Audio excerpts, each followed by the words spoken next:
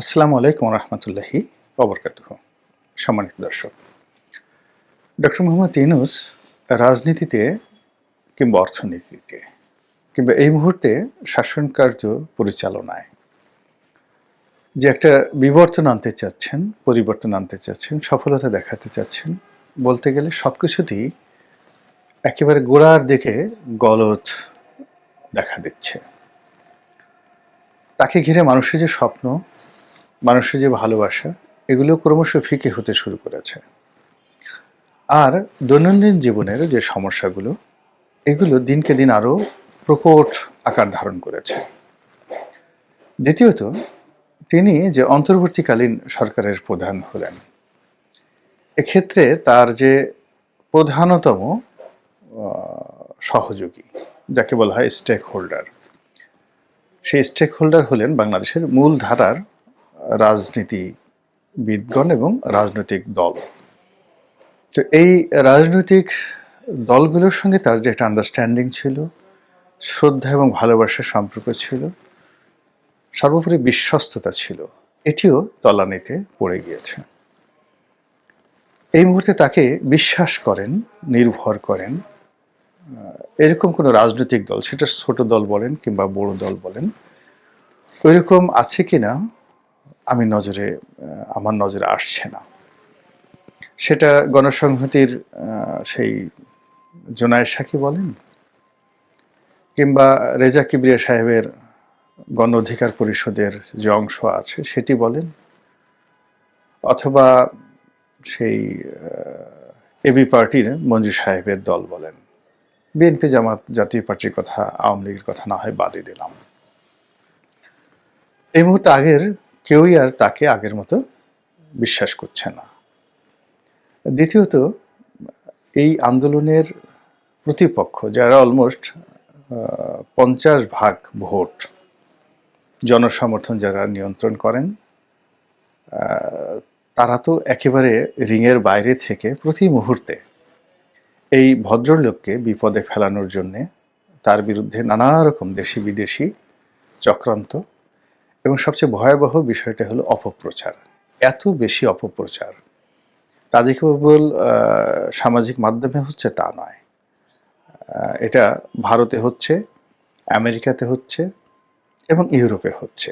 এই প্রচারগুলো চালানো হচ্ছে, এবং এই সকল প্রচার এবং প্রোপাগান্ডার ফলে তার যারা স্টেক হোল্ডার আছেন, এই মুহূর্তে যাদের সঙ্গে তার রাজনৈতিক সখ্যতা হওয়া সম্ভব, তাদের মধ্যেও এক ধরনের অস্বস্তি লক্ষ্য করা গেছে।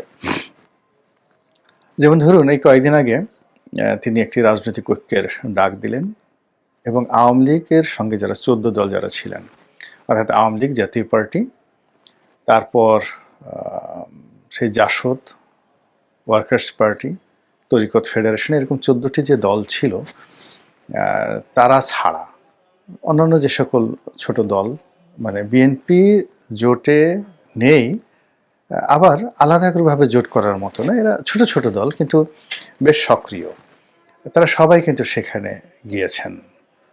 কিন্তু মিটিং শেষ হওয়ার আগেই যে ঘটনাটি ঘটলো, মানে মিটিংয়ের শুরুতে, সেটা হলো এলডিপির দু অংশ, এক অংশ বিএনপির সঙ্গে আছে, আর এক অংশ তারাও বিএনপির সঙ্গে যাওয়ার চেষ্টা করছে, কিন্তু বিএনপির যারা নেতৃত্ব, শীর্ষ নেতৃত্ব, তারা যে মূল এলডিপি জনাব অলি, মানে কর্নেল অলি, তাকে ভয় পান। এর কারণ হলো তিনি একজন জীবন্ত কিংবদন্তি। তার যে অভিজ্ঞতা, তার যে যোগ্যতা, তার সামনে আসলে এখন বিএনপির প্রথম সারি যারা নেতৃবৃন্দ রয়েছেন, তারা খুব অল্প কয়েকজন রয়েছেন কথা বলতে পারেন। এর কারণ হলো তিনি জিয়াউর রহমান সাহেবের সাথে সরাসরি যুদ্ধ করেছেন, জিয়াউর রহমানের সঙ্গে একেবারে জীবনসঙ্গী হিসেবে তিনি থেকেছেন, এবং এই দলের অনেক অভ্যন্তরীণ গোপন বিষয় তিনি জানেন। এর বাইরে ব্যক্তি বেগম খালেদা জিয়ার সঙ্গে তার একটা মধুর সম্পর্ক রয়েছে। এই কারণে দলের যারা তরুণ তুর্কি, তারা প্রায় সকলেই কর্নেল অলিকে ভয় পান।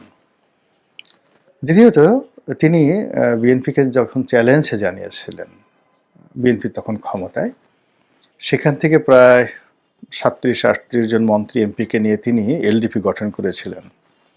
তো তো ওই সময়টাতে তার সঙ্গে বিএনপির রীতিমতো মহাভারতের যে কুরুক্ষেত্রের যুদ্ধ সেটা শুরু হয়েছিল এবং তিনি সেটা মোকাবেলা করে এখনো পর্যন্ত টিকে আছেন।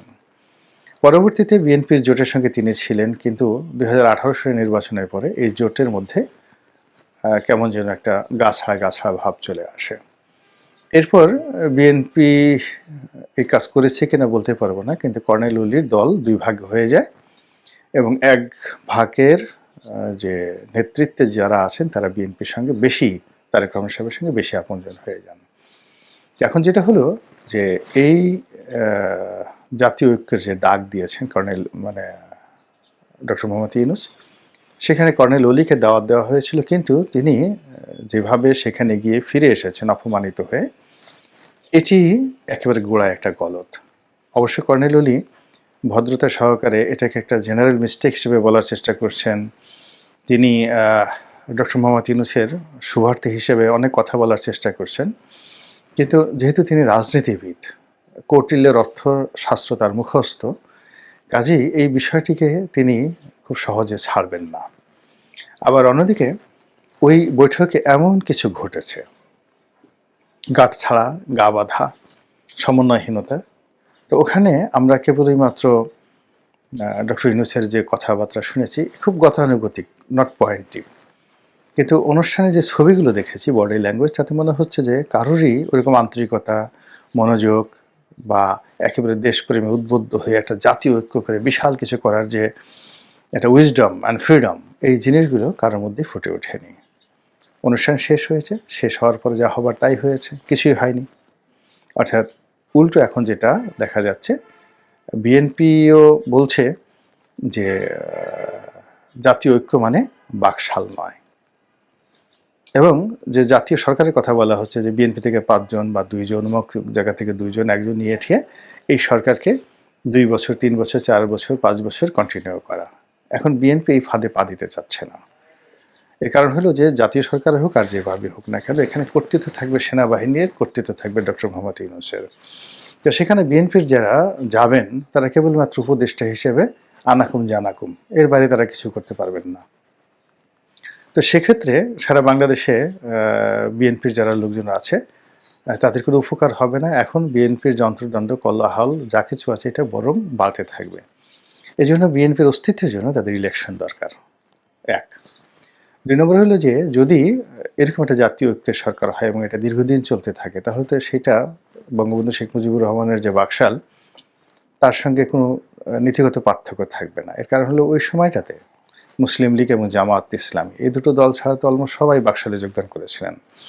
এখন জাতীয় ঐক্য সরকারে যদি জাতীয় পার্টি আর আওয়ামী লীগ ছাড়া বাকি সবাই যোগদান করে, আর এটি যদি 10 বছর চলতে থাকে কন্টিনিউয়াসলি, তাহলে বিএনপির তো মুখ দেখানোর জায়গা থাকবে না। সে সেখান থেকে পদত্যাগ করে এসে আবার আন্দোলন করতে পারবে না, যেটি বিগত সরকার আমলে হয়েছে। অর্থাৎ এই যে বিএনপি 6-7 জন যে এমপি তারা যে গেলেন, যাওয়ার পরে আওয়ামী লীগ সরকারকে বৈধতা দিলেন, এর ফলে আওয়ামী লীগ করলো কি টানা 5 বছর সেটা চালিয়ে নিতে পারলো। কিন্তু 18 সনের পরে যদি বিএনপির সব এমপিরা যদি সেখানে না যেতেন, তাহলে আওয়ামী লীগ কয়দিন টিকত একমাত্র আল্লাহ রাব্বুল আলামিন জানেন। তো বিএনপি সেই ভুলটা করতে চাচ্ছে না। ফলে দলের প্রাজ্ঞ এবং অভিজ্ঞ যে নেতৃবৃন্দ রয়েছেন তারা এই চালাকিটা বুঝতে পারছেন, আর এই কারণে তারা এটাকে বাকশালী একটা ফন্দি এবং ডক্টর ইউনূসের মধ্যে এই একটা বাকশালী যে মনোবৃত্তি, এটি তারা খুঁজে পেয়েছেন। এগুলো বাংলাদেশের পার্ট। ওদিকে তারেক রহমান সাহেবের সঙ্গে দেখা করার জন্য মির্জা ফখরুল ইসলাম আলমগীর সাহেব তিনি ইংল্যান্ডে গিয়েছেন এবং সেখানে গিয়ে বেশ কিছুগুলো বক্তব্য তিনি দিয়েছেন, এবং সেই বক্তব্যের মধ্যে প্রণিধানযোগ্য কতগুলো বক্তব্য। 1 নম্বর হলো তিনি প্রশ্ন করেছেন, হু ইউ আর, আপনারা কারা, কোত্থেকে এলেন। তো প্রথম দিকে আপনি দেখুন গত 100 দিন ধরে কন্টিনিউয়াসলি বিএনপি কিন্তু আনকন্ডিশনালি এই সরকারকে সাপোর্ট দিয়ে আসছিল। এখন অল অন এ সাডেন এই বৈঠকের পর, যে বৈঠক করে তিনি ইংল্যান্ডে গেলেন, সেই বৈঠকের পরে তিনি বলেন, হু আর ইউ, আপনারা কারা, কোত্থেকে এসেছেন। তো এই সকল কথার মধ্যে বোঝা যাচ্ছে যে ডক্টর মোহাম্মদ ইউনূস রাজনৈতিক দলগুলোর সঙ্গে যে সমঝোতা, যে সম্পর্ক করতে চাচ্ছেন, বা তিনি যে প্ল্যান নিয়ে এগোচ্ছেন, বা তিনি যে রিসেটের কথা বলেছেন, তিনি যে সংস্কারের কথা বলেছেন, এই সবগুলো মিলিয়ে এমন একটা জগাখিচুড়ি তৈরি হয়েছে যে যারা রিসেটে বিশ্বাস করেন তারাও এখনো ভরসা পাচ্ছেন না যে আসলে রিসেট হবে কিনা।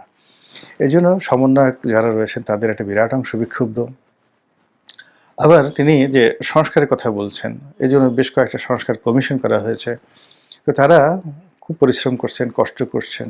তারাও ভীত সন্ত্রস্ত যে এত কষ্ট করছি, সে সংস্কার যদি না হয়, উল্টো যদি এই সরকার না টিকে, সেটি বিএনপি আসুক, অন্য কোনো দল আসুক, তখন এই সরকারের সাথে যারা সম্পৃক্ত, সেই হিসাবে যারা এই সংস্কার গ্রুপের মধ্যে রয়েছেন, আহ, তো তারা দেখা গেল সেই 111-এর সংস্কারবাদীদের মতো করে আবার সমাজে নাজেহালের শিকার হবে। তো সব মিলিয়ে এমন একটা জগাখিচুড়ি তৈরি হয়েছে। সেই জগাখিচুড়িটা যে কোথায় গিয়ে কিভাবে একটা শুভ পরিণতি লাভ করে, সেটা বোঝা যাচ্ছে না। আল্লাহ আমাদের সবাইকে হেদায়েত দান করুন এবং হেফাজত করুন। আসসালামু আলাইকুম রহমতুল্লাহি ওয়া বারাকাতুহু।